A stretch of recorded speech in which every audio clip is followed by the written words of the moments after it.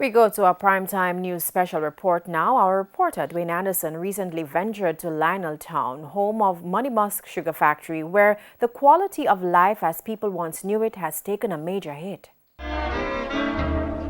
When sugar was the so-called king in Jamaica, Lioneltown in Clarendon was one of the crown jewels.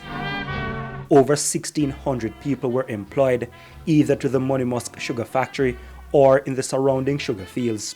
It's a period former sugar worker Jasper Basaraj remembers fondly. He recounted how people used to move into the community in search of jobs.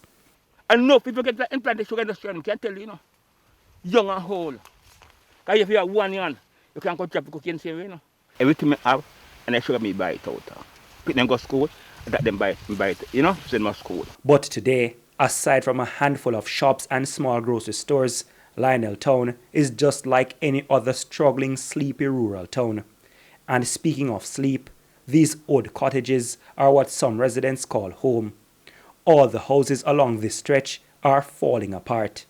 One resident showed us the cracked walls, damaged floors, and tattered ceilings on all the buildings. In addition to the indignity of living inside these rundown structures, their lives are also at risk, as the structures could collapse at any time on them.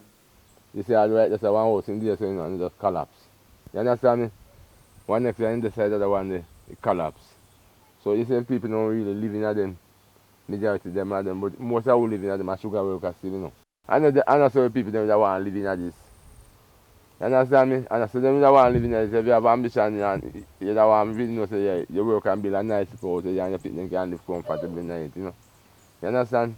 But if you just, Jamaica is a place where you come like poor people don't get no portion of a benefit, especially when it's sugar worker. Those who do not live inside Lioneltown's broken down old sugar cottages live in more modern homes like these in the Money Musk housing scheme.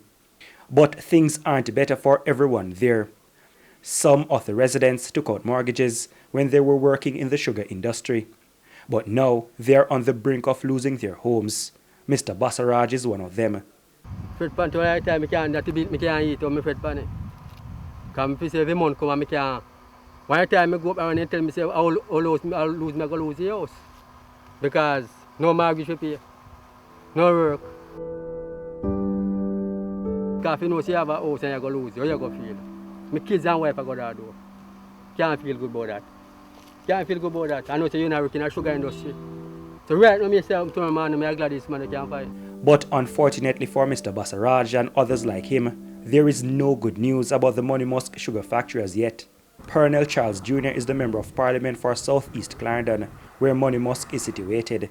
Well, we continue to work with the Ministry of Industry, Commerce, Agriculture and Fisheries to advance the process of finding investors, of assessing what the best transition would be, whether it is taking over, purchasing the factory, reviving the fields, or moving to another type of industry.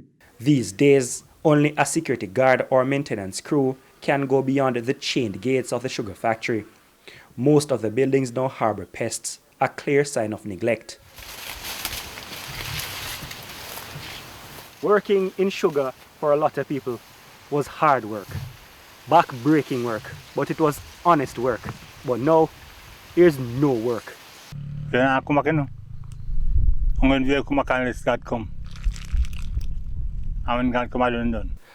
the people of Lioneltown are resilient. In part 2 of this special report, we will examine what many of them are doing to survive since the sugar industry in the area collapsed. Dwayne Anderson, TVJ News.